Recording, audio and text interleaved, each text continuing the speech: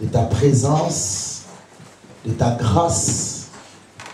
Nous avons besoin d'écouter ce qui ne vient pas de l'homme, mais ce qui vient de toi. Accorde-nous ta grâce afin de bénéficier de ta pensée, de ta volonté pour nous ce matin. Bénis la présence de chacun, de chacune, et fais-nous grâce de rester à ta table, manger à ta table la nourriture qui vient de toi. Au nom de Jésus. Amen. Amen. Que Dieu nous bénisse. Amen. Nous voulons clôturer les 3 journées que nous avons ensemble, débuté ensemble, parlant de la croix, du mystère de la croix. Merci. Du mystère de la croix. Les dimanches passés, nous avons fait une introduction. Et avant-hier et hier, nous avons évolué. Et aujourd'hui, nous voulons clôturer.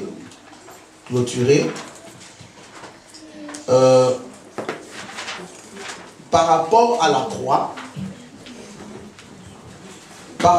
réveille-moi la sœur qui est là, Babi.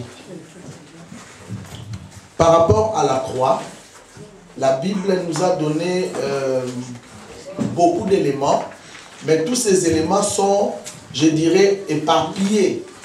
Il fallait les prendre dans beaucoup de textes et les rassembler afin d'en constituer une pensée unique.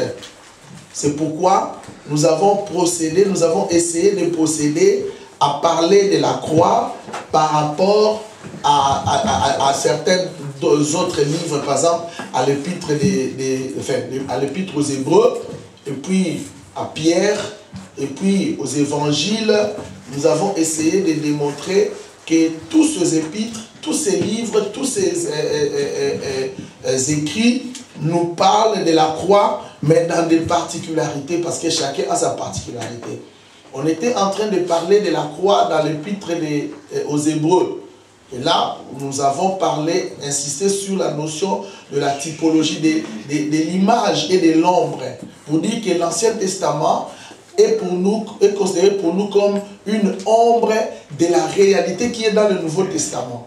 C'est-à-dire, lorsqu'on voit dans le Nouveau Testament la croix, et telle qu'elle est expliquée, elle est expliquée dans l'Ancien Testament, ou pardon, dans l'Épître aux Hébreux, on sent vraiment cette ressemblance, cette typologie ou cette notion d'image qui renvoie à l'ombre et à la réalité.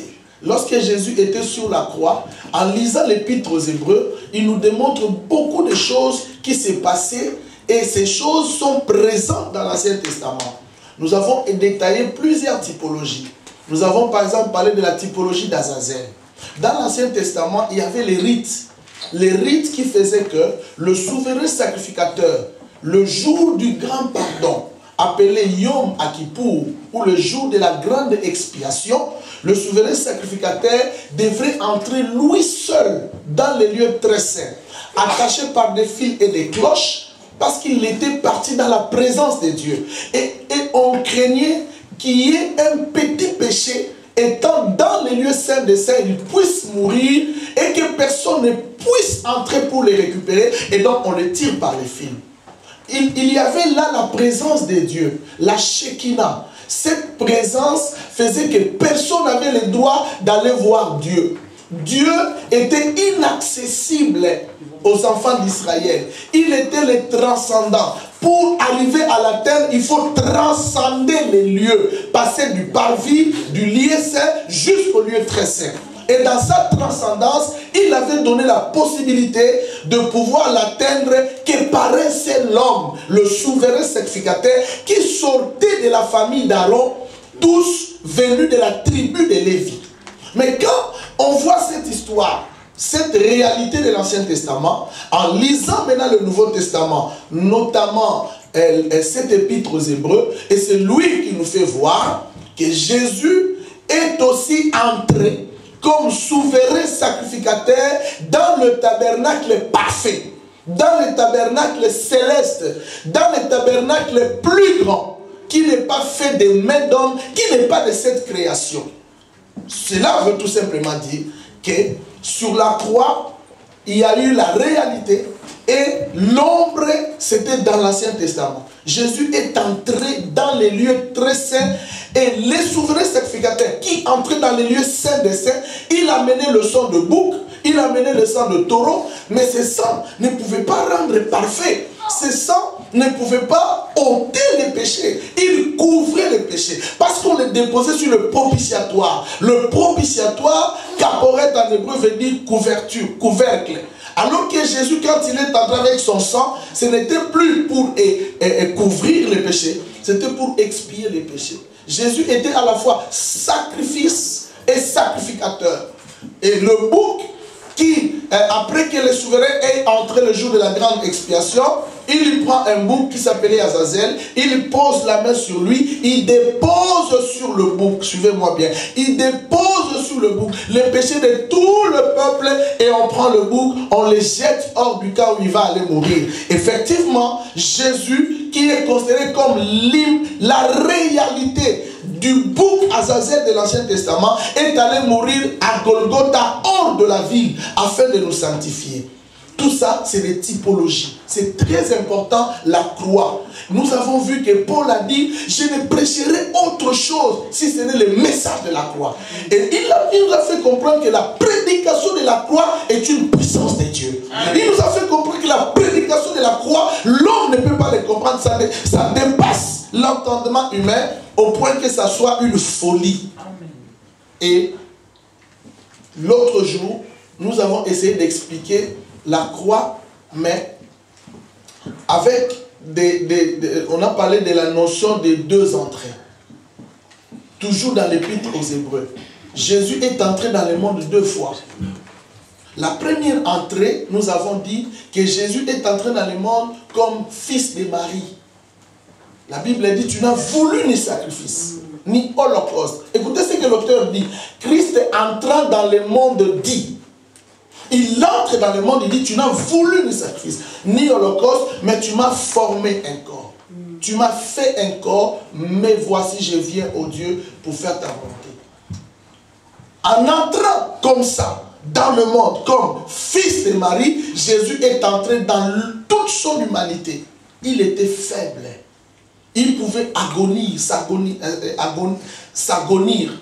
Il pouvait pleurer. Jésus pouvait avoir faim jusqu'à aller mourir. Il a eu les sentiments de tous les hommes. C'est la première entrée, l'entrée de l'humiliation. Qu'est-ce qui s'est fait pour qu'il entre? Il s'est dépouillé. La Bible dit, Dieu, il s'est dépouillé lui-même. Il a pris la forme d'un simple homme. Voilà ce qu'il a fait. Il était dans le ciel. Il pouvait venir comme Jésus. Il descend, on regarde comme ça, un Jésus qui descend, boum, il vient sauver l'humanité. Mais Dieu n'a pas voulu cette stratégie. Il a fait de lui un corps. On parle de l'incarnation. L'esprit qui revêt un corps. Il est venu avec ce corps. Le frère l'adore. Tu dors? Tu lis? Il ne faut pas fermer les yeux. Parce que quand tu fermes les yeux, je vois que tu dors. Il vient comme ça, dans cette humanité, pour sauver. Mais voilà que Jésus vient faible. On va le voir dans Ésaïe. On va lire ces textes où Ésaïe dit, il apparaît comme une faible plante. Comme un rejeton qui sort d'une terre desséchée. Donc dans son humanité, Jésus était faible. Mais il était même inférieur aux anges. Mais il a fallu qu'il passe par la mort. Cela veut dire, la mort, c'était un point capital. Et parlant de la mort, ici, je pense directement à la croix.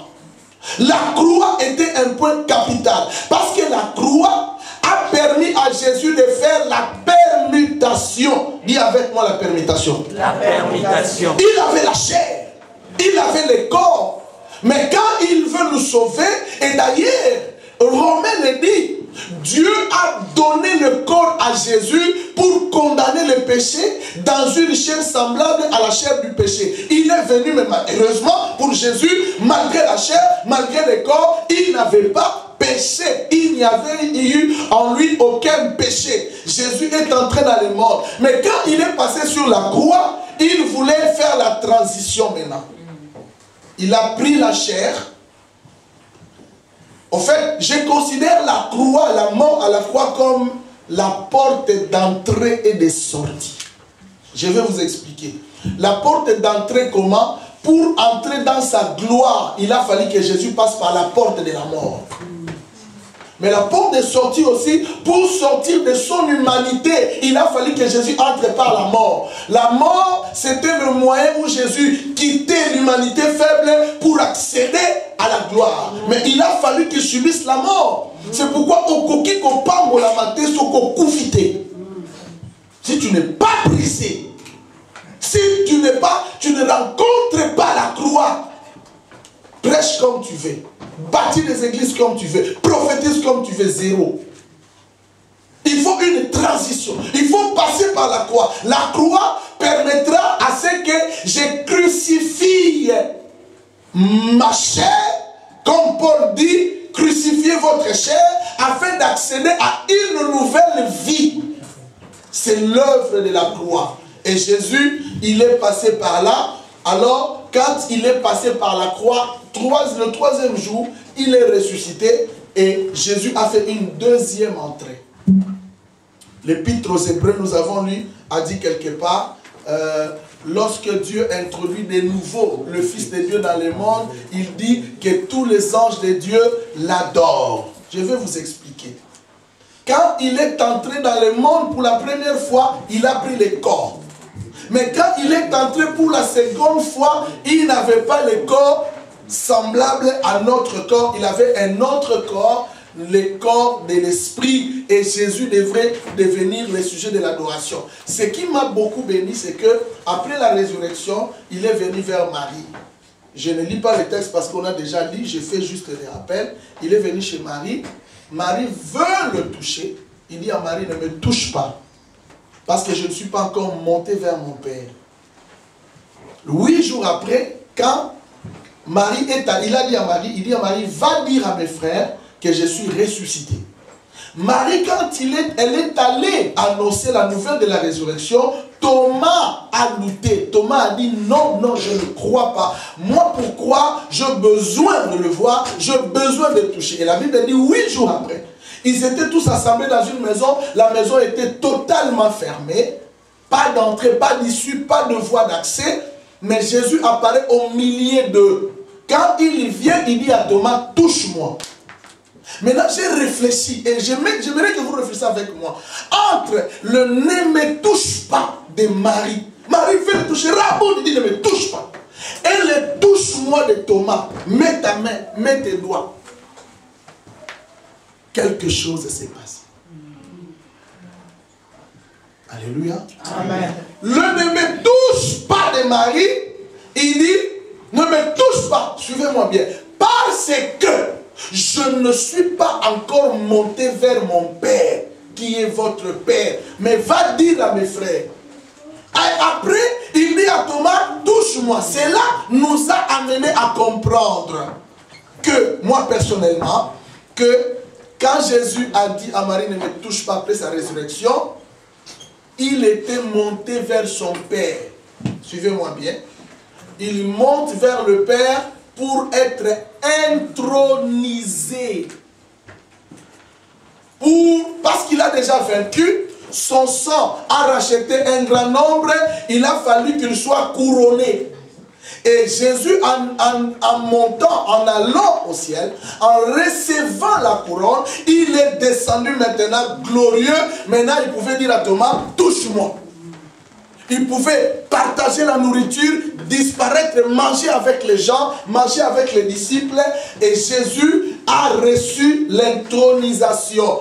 On l'a fait asseoir sur le trône à la droite de la majesté divine.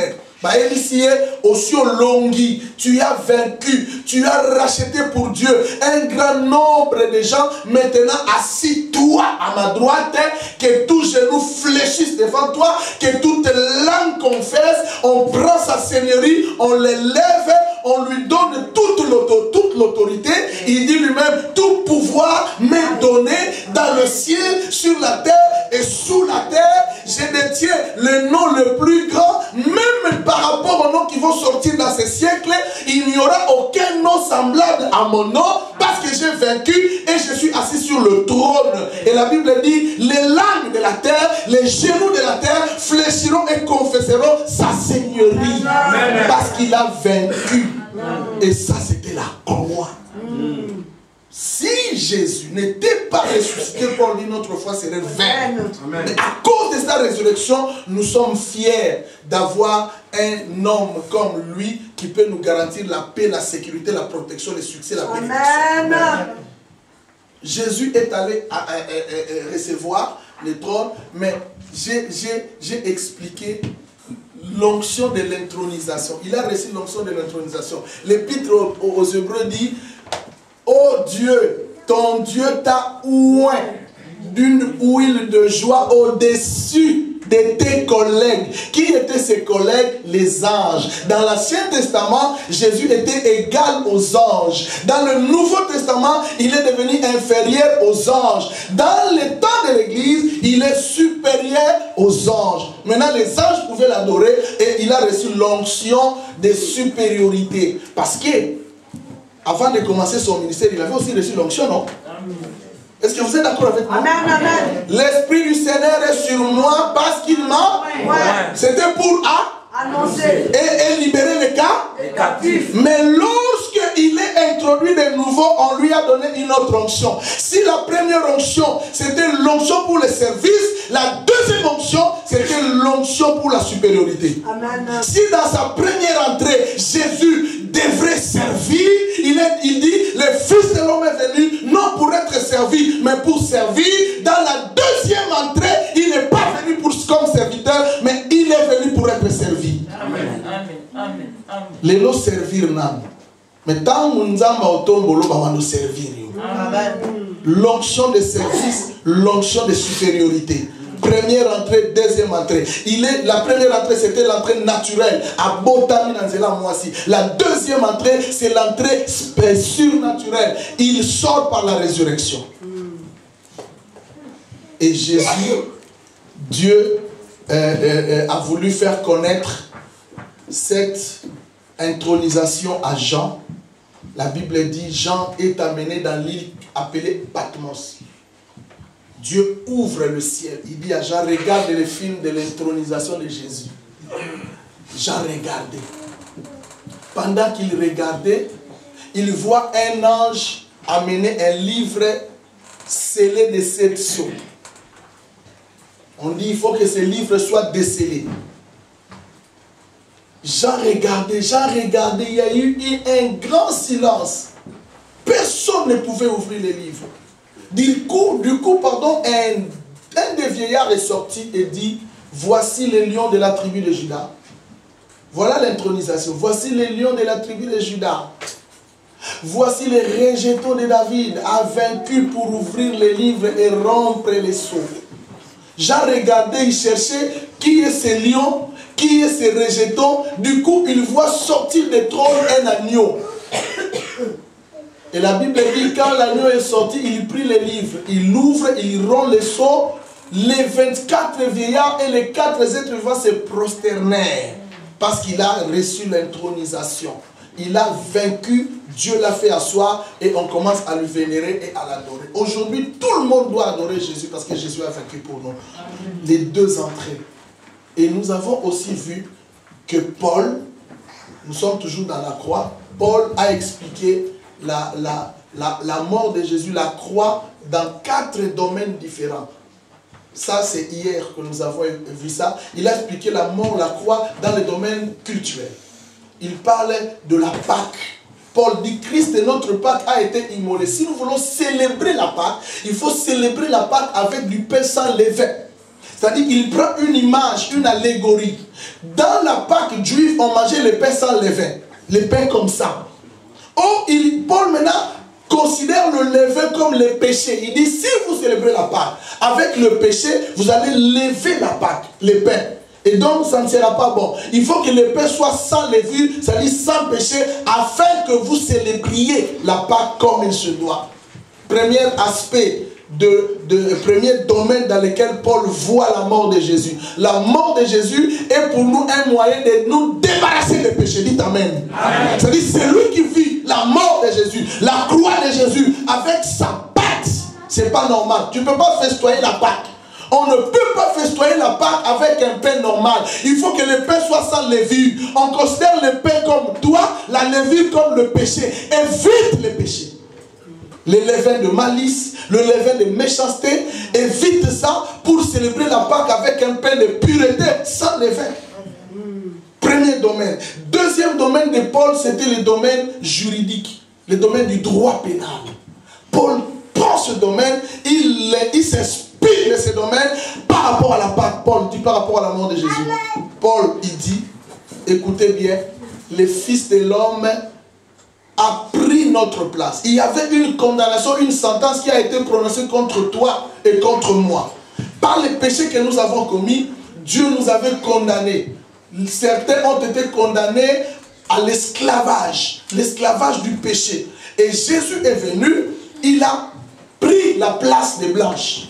Il dit, je ne veux pas que vous condamniez Blanche, parce que je l'aime. Je prends sa place et il donne à Blanche sa liberté. Il prend la place de Kama, il donne à Kama sa liberté. Il prend ta place, il te donne sa liberté. C'est pourquoi la Bible dit, Paul dit, il a été fait malédiction pour nous.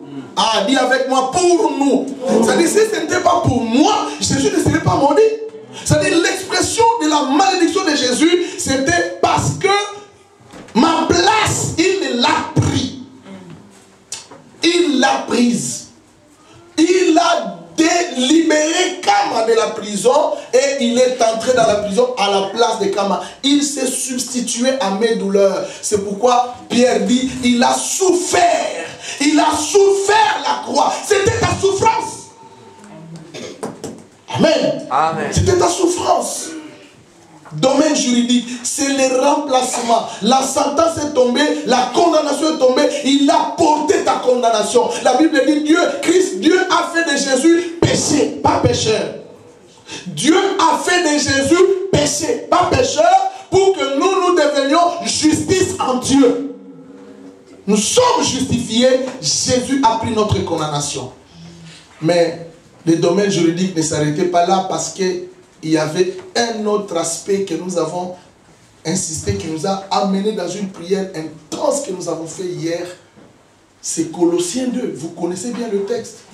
Il a effacé l'acte dont les ordonnances nous condamnaient.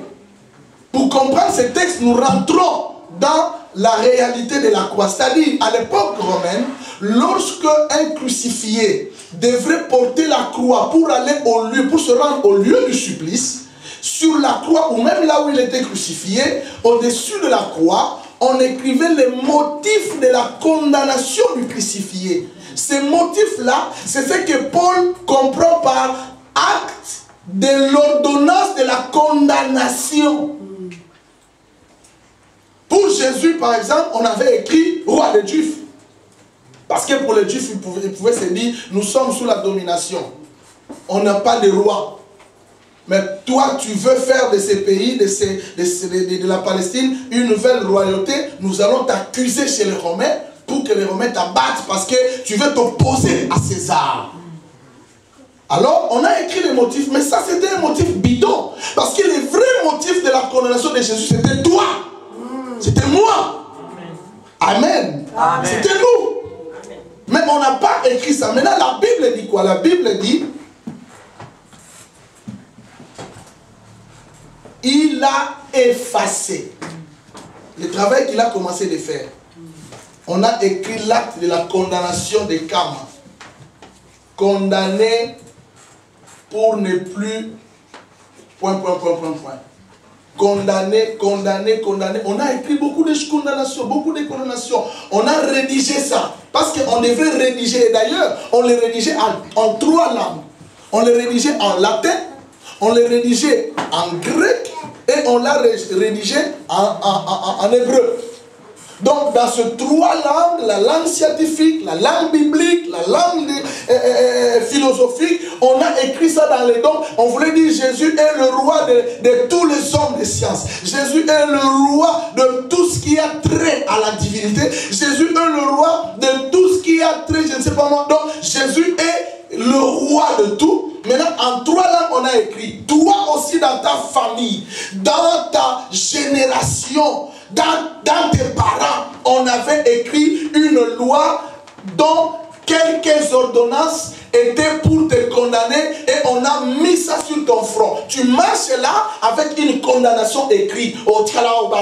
Tu marches là avec une condamnation écrite. Tu n'auras jamais d'enfant. Tu marches là avec une condamnation écrite. Même si, mais ça, non. Même si, mais ça, non. Même si, mais ça, non. Tu es là dans ta condamnation. Maintenant, Jésus, quand il est venu, c'est la chose qu'il a commencé par faire. Il a commencé par effacer, éliminer tous les actes de la condamnation parce qu'il dit c'est illégal. Quand il élimine, il prend ces morceaux de bois sur lesquels étaient écrits les actes de ta condamnation, il les crucifie avec lui. Amen. Il finit de les crucifier, la Bible dit, il a cloué sur la croix en triomphant d'elle par la croix. Quand il a fini de faire ce travail, d'éliminer, d'effacer, d'ôter, de briser, de casser, de déchirer la lettre, la loi, les papiers de ta condamnation, de là où on avait dit non, il est allé maintenant chez celui qui avait écrit cette condamnation. Dites Amen. Il s'est tourné vers le diable. La Bible dit, il a commencé par les dépouiller. Tu as condamné Rachel, moi j'ai effacé la condamnation de Rachel, maintenant je m'en vais vers toi, le condamnateur. On l'appelait l'accusateur. Hein. Pourquoi? Parce que quand il condamne, il accuse. Hein. Regarde, je l'ai condamné. J'ai condamné la maladie dans sa vie. Et Dieu a dit maintenant, je m'en prends à toi. Il enlève les galons, il les met par terre. Il dit, allez, cortège de la victoire, cortège du triomphe. Lier les mains, les pieds. Celui qui était général, chef d'être général, il devient liquili et on demande à tous de marcher sur lui. Amen. Dieu l'a dépouillé. En le dépouillant, il t'a investi. Amen. Donc Jésus sur la croix a effacé la condamnation. Tu n'es plus condamné. Amen. Et il n'y a donc maintenant aucune condamnation. Le troisième domaine, c'est là où je veux m'en venir aujourd'hui, c'est le domaine sociologique. Troisième domaine, là on n'a pas eu ça. On commence là aujourd'hui, les domaines sociologiques. Dans ces domaines, il est question de l'esclave. Mais j'ai un texte qui est intéressant, que j'aimerais avec vous devoir partager. Nous allons lire dans 1 Corinthiens, le chapitre 6.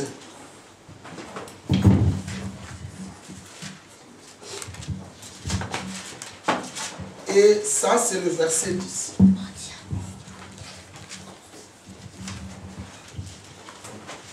Non, pardon.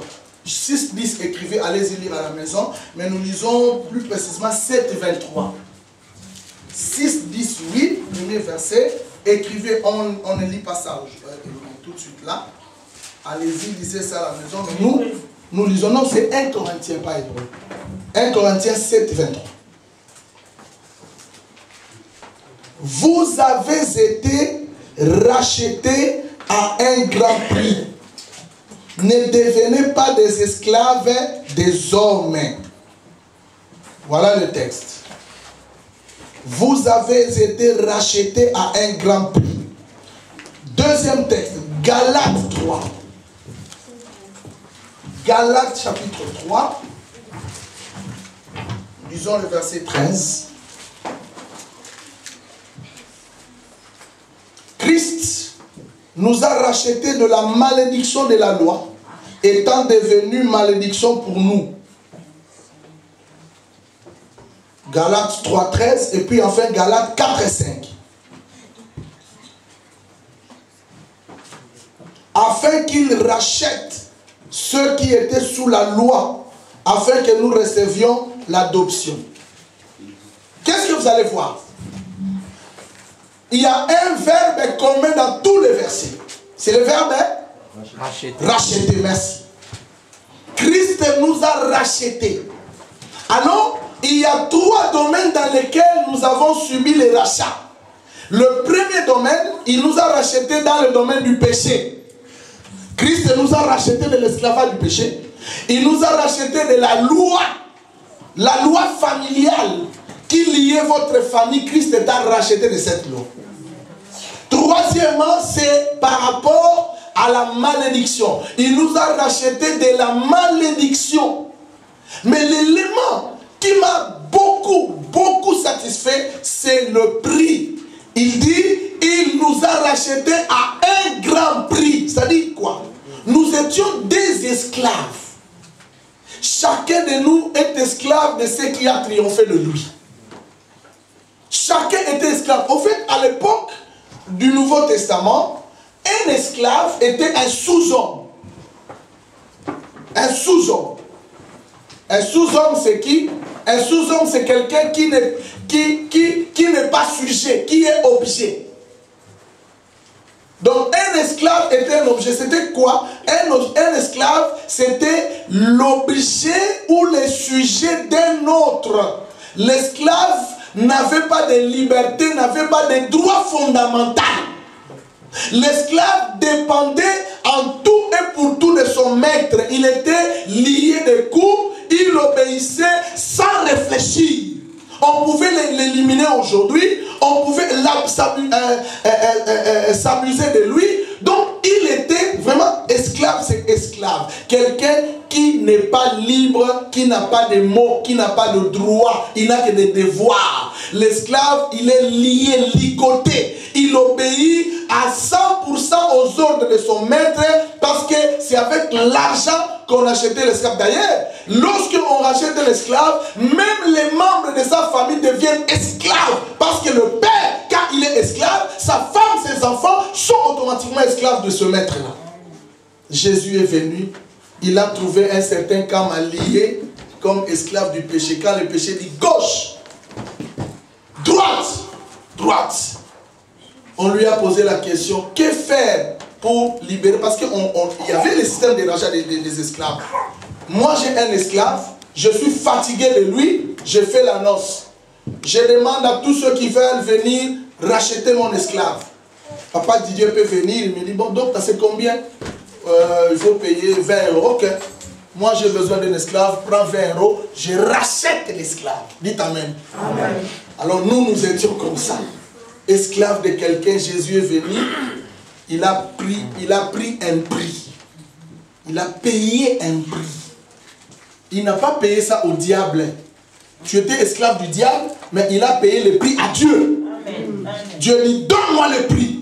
Il a payé son prix pour te racheter. Amen. Maintenant, quand il te rachète, il dit, du moment où je te rachète, tu es à moi, tu deviens mon esclave. Je ne te demande pas beaucoup de choses. Je te demande mon service. Sers-moi. Dis avec moi, sers-moi. Sers-moi. Jésus nous a rachetés pour que nous les servions. Nous soyons à son service. Il a payé un prix. Et écoutez bien, le prix de Jésus, le prix qu'il a payé, c'est un prix d'une valeur inestimable. La Bible dit, ce n'est pas par de l'or, par de l'argent que nous avons été rachetés. Parce que l'or et l'argent sont des choses périssables. Notre rachat n'est pas lié aux objets périssables. Notre argent n'est pas lié à la quantité. Notre rachat n'est pas lié au nombre d'argent. Millions, milliards, milliers, milliards, billions. C'est insuffisant. Mais notre rachat est lié au sang de Jésus. Amen. C'est un prix qui n'est pas de ce monde. Tu veux devenir riche, tu es allé chez Payangana pour Okomalambo, à Osengalomaki. Le féticheur te demande du sang. Quand tu donnes le sang, tu deviens riche. Le sang que tu as donné va travailler pour toi. Et nous, le sang de Jésus a travaillé pour nous. C'était un prix qui nous a rachetés. À partir de ce moment, tu dois adorer ce Dieu. Mais maintenant, imagine que tu étais esclave de quelqu'un, il t'a racheté, tu deviens son esclave, mais tu désobéis à ce Dieu. Parce que l'esclave ne pouvait pas désobéir.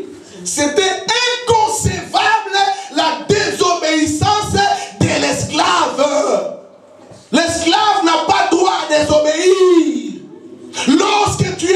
esclave de Jésus et tu désobéis à Jésus, il y a une remise en question de ton état d'esclavage. Où tu as été libéré pour devenir son esclave, ou tu restes esclave de ce qui a triomphé, ou ce qui continue de triompher de toi, c'est quoi? C'est le péché. Quand c'est le péché qui continue de triompher en toi, tu restes esclave du péché. Mais quand tu es racheté à Jésus, tu deviens esclave de Jésus, obéis à Jésus parce qu'il a payé son prix. Le prix qui coûte cher, ce prix-là, c'est le sang. Et la Bible dit, il nous a racheté de la vaine manière de vivre que nous avons hérité de nos parents. Cela veut dire, même les liens héréditaires, ce prix-là a été payé pour te libérer des liens héréditaires. Même des maladies héréditaires, ce prix-là a été payé pour te libérer des maladies héréditaires. Donc tu ne peux pas subir la maladie de ton père. Tu ne peux pas subir les problèmes de ta mère. Si ta mère a été appelée une divorcée, et toi sortant de ses reins, sortant de sa descendance, tu ne peux plus subir cela parce que le sang t'a racheté de la même manière hérité de tes parents. Amen. Donc il y a aussi la notion de l'héritage parental. Maître qui a péché pour qu'il soit né avec, c'est lui ou ses parents. Dieu nous a rachetés de la même manière que nous avons hérité. Et nous voulons conclure notre séminaire. Jésus était obéissant sur la croix. Mais nous allons commettre un péché, suivez-moi bien, si nous concluons ce séminaire sans lire Ésaïe 53. Ouvrons Ésaïe 53.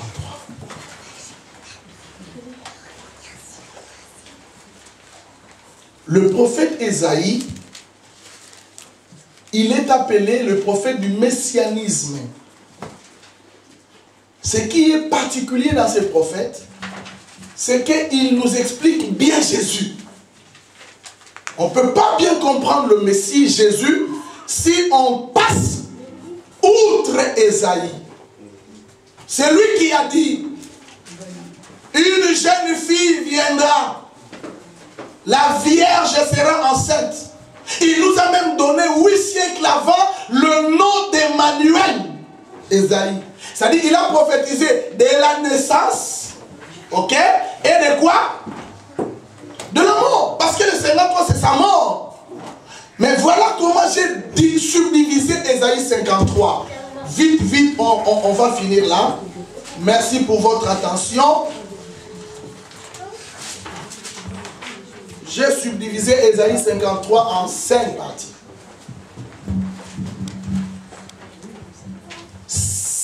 J'ai appelé Ésaïe 53, Jésus subit la croix. Ça, c'est le titre que je donne à Ésaïe 53. Lisons ça, mes amis. Jésus subit la croix. C'est le titre que je donne. Et dans ce titre, Jésus subit la croix, j'ai énuméré 5 faits. Le premier, j'appelle ça, c'est que Jésus était avant de subir la croix. L'humilité et l'humiliation. Jésus, avant de subir la croix. Ésaïe n'est pas allé tout droit à nous parler de la croix. Non, non, non, non, non. Il commence par nous parler de Jésus avant la croix. Voilà ce qu'Ésaïe dit. Il était comme une faible plante. Je lis d'ailleurs avec vous. Qui a cru à ce qui nous était annoncé? Qui a reconnu le bras de l'Éternel? Il est élevé devant lui comme une faible plante. Dis avec moi, faible plante. Faible plante. Avant sa croix, Jésus était dans une situation d'humilité. Faible plante. Abimat, il n'est pas apparu comme une plante grandiose, superbe, qui attire, extravagant. Il est sorti comme une faible plante. Comme un rejeton qui sort d'une terre desséchée. Les rejetons de David, mais il ne sort pas d'une terre superbe, parce que il est né à Bethléem, petite entre les milliers de Judas, mais de toi sortira pour moi celui qui dominera sur Israël. Regarde là où il est sorti, la petite ville de Judas, Bethléem. Est-ce que de Bethléem peut-il sortir quelque chose de bon? Mais le Messie est sorti là-bas comme d'une terre desséchée. Humilité. Il n'avait ni beauté, ni éclat pour attirer nos regards. Jésus n'avait pas de beauté, Jésus n'avait pas d'éclat, c'est-à-dire il n'y avait rien d'attrayant. Il ne pouvait pas attirer les regards, sinon tout le monde allait dire regarde comment il est beau, regarde comment il est grand, regarde comment il est, regarde comment il est. Ni beauté, ni éclat. C'est-à-dire quelqu'un sur qui tu ne peux pas comprendre que le salut vient de lui. Amen. Là où vient le salut, c'est peut-être là où tu ne peux pas comprendre. Amen. Tu ne peux pas assimiler. Son aspect n'avait rien pour nous plaire. Mais Jésus, méprisé, abandonné des hommes, homme de douleur, habitué à la souffrance, méprisé, abandonné des hommes, homme de douleur et de souffrance, dédaigné sans aucun cas l'humilité. Mon ami, tu as besoin de beaucoup d'humilité. Là où tu es, essaye de t'effacer.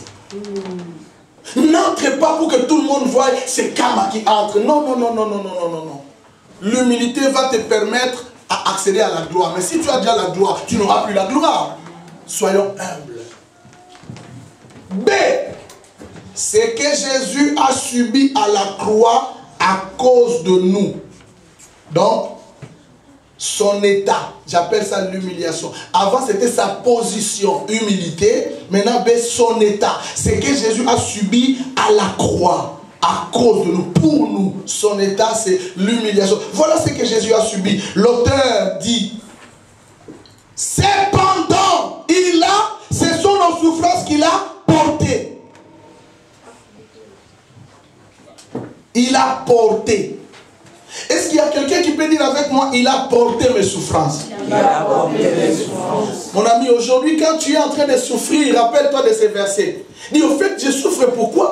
Parce que Jésus a déjà porté mes souffrances. Rappelle-les, lui dit, Jésus, tu as porté mes souffrances sur la croix. Mais pourquoi je souffre? Il a porté, cependant, il a porté, ce sont nos souffrances qu'il a portées, c'est de nos douleurs qu'il s'est chargé. Porter et être chargé. Oh, ma douleur de jambes, ma douleur d'estomac, ma douleur de dos. Jésus s'est chargé de tes douleurs. Dis-lui, Seigneur, dans Esaïe, tu me dis que toi, tu t'es chargé de mes douleurs. Mais pourquoi j'ai toujours des douleurs? Amen. Hier, je prêchais ici, j'ai senti une flèche qui m'a piqué ici. Et c'était grave. J'allais du coup abandonner le micro et crier douleur, me déplacer. J'ai dit non, il faut faire un retour à l'extérieur. Faites toujours ça. J'ai mis la main là où la flèche est. Je savais que c'était une flèche. Par la foi, j'ai tiré la flèche. Je me suis préparé avec l'église. J'ai dit retour à l'extérieur. Je l'ai fait du coup, j'ai senti la tranquillité dans mes côtes. Du coup, jusqu'à aujourd'hui, si tu veux la douleur, on va vivre la douleur. Mais si tu ne veux pas, dis-lui, il s'est chargé de mes. Non, douleur, c'est différent. Douleur de dos, il s'en est chargé. Douleur, je ne dis pas que tu as toute ta vie sans douleur. Mais quand les douleurs arrivent, rappelle-les. Pour que les douleurs ne restent pas longtemps. Et la Bible ajoute, et nous l'avons considéré comme puni, frappé de Dieu, humilié, mais il est blessé pour nos péchés. Blessé pour nos péchés. Brisé pour nos iniquités. Moi, ce que je trouve ici, les pronoms possessifs, nos douleurs, nos souffrances, nos péchés, nos ceci, nos cela. Ça la liste, mon frère. Fais cette liste. Et en rentrant à la maison, commence à citer ça. Mais Jésus, finalement, moi je souffre pourquoi? Parce qu'on m'a dit, tu as porté d'abord nos difficultés. Mais pourquoi j'ai des difficultés financières? Pourquoi j'ai des difficultés de concevoir? Pourquoi tu l'as porté? Et tu dis douleur. Mais pourquoi c'est douleur? Non, dis toi douleur, lis ça. Tu sais que Jésus a déjà porté mes douleurs. Je t'enlève dans mon dos. Allez, va dans la croix. Alléluia. Parce que la croix de Jésus est toujours présente jusqu'à présent. Ne voyez pas la croix de Jésus comme un truc passé. Ce n'est pas historique. Mais c'est révélateur, révélatrice. Elle est actuelle, la croix de Jésus. La Bible continue. Brisée pour nos iniquités. Le châtiment qui nous donne la paix est tombé sur lui. Donc tu dois avoir la paix. Parce que tu avais un châtiment qui pouvait enlever la paix. Mais quand ce châtiment est tombé sur lui, donc tu reçois directement la paix. Dis le shalom. Jésus, il est blessé pour nos péchés. Il est brisé pour nos iniquités. Nos châtiments sont tombés sur lui. Nos iniquités sont retombées sur lui. Il est frappé pour nos péchés. Il est brisé par la souffrance. Livré pour les péchés. Il s'est livré lui-même à la mort. Il s'est chargé de nos iniquités. Il est maltraité et opprimé. Voilà ce qu'il a subi pour toi. Et qu'est-ce que toi tu fais pour lui? Tout ça, il l'a subi parce qu'il aime Bia. Et il pose maintenant la question, qu'est-ce que Bia peut faire en retour pour moi? Parce que moi j'ai été brisé pour elle. Moi j'ai été livré pour elle. J'ai été opprimé pour elle. J'ai été méprisé pour elle. J'ai été humilié pour elle. On a craché sur moi. On m'a chicoté. On m'a foulé aux pieds. Tout ça pour elle. Qu'est-ce qu'elle fait pour moi? Je ne lui demande pas d'argent. Mais je lui demande, qu'est-ce qu'elle fait pour moi? Qu'est-ce que moi je fais pour lui? Qu'est-ce que toi tu fais pour lui? Troisième chose, troisième point, c'est que Jésus était pendant qu'il subissait la croix. Pendant qu'il subissait la croix, quelle était son attitude? La Bible dit, il était muet. Il n'a point ouvert sa bouche. Il a adopté une attitude muette. Il n'a pas usé de violence. Ne rendant point le mal par le mal. Il n'a pas usé de fraude. Il a vécu dans un état d'innocence totale. Mais pendant qu'on le chicotait, à l'obéité, écoutez, Jésus n'était pas capable de dire, ok, maintenant, je vais invoquer l'armée céleste pour vous déstabiliser. Il n'a pas ouvert la bouche. Il a été mis au nombre des malfaiteurs sans aucune justification, sans aucune réclamation de sa part. Il n'a pas dit, Seigneur, pourquoi? Il n'a rien dit, sauf la seule parole, pourquoi m'as-tu abandonné? Basta. Jésus n'a pas réclamé quelque chose. Aujourd'hui, lorsque Dieu nous approuve, nous éprouve, regarde comment nous disons. Je suis fatigué. Pourquoi seulement moi? Pourquoi seulement moi? Mais Jésus, pendant qu'on le prouvait, il passait par le feu de la mort. Il était muet parce qu'il savait que ça vient de Dieu. Si tu comprends que ta souffrance vient de Dieu, sois tranquille. Arrête de murmurer. Arrête de bouder. Tu boudes contre qui? Tu murmures contre qui? Adopte l'attitude de Jésus. Quatrièmement, c'est que Jésus a fait pour nous quand il subissait la croix. Son œuvre, le salut. C'est que Jésus a fait pour nous quand il subissait la croix. Jésus nous a sauvés. Il nous a sauvés des péchés, de nos iniquités, de la mort. Il s'est substitué à nous. Il a pris notre place. Il nous a guéris de toutes les maladies. Dites Amen. Amen. Des infirmités à travers ses meurtrissures. Lisons ça, le verset 5. Le châtiment qui nous donne la paix est tombé sur lui. Et par ses meurtrissures que nous sommes guéris. Par ces meurtrissures que nous sommes guéris. J'ai expliqué ça hier. Il nous a justifiés. Il nous a libérés des souffrances, du châtiment, des douleurs. Et en même temps, il a intercédé pour nous. Quel amour! Et enfin, c'est que Jésus lui donne, c'est que Dieu lui donne, après avoir subi la croix, sa récompense, l'élévation ou la glorification. Toujours dans Ésaïe. Ésaïe dit, il a vu sa postérité et ses jours se prolonger. Amen. L'œuvre de Dieu a prospéré entre ses mains. Il a eu sa part avec les grands et il a partagé ses butins avec les puissants. Voilà la croix. La croix est très significative et très symbolique pour nous. Aujourd'hui, je vais demander à quelqu'un de se lever et de dire seulement merci à Dieu pour la croix. Lèvons-nous.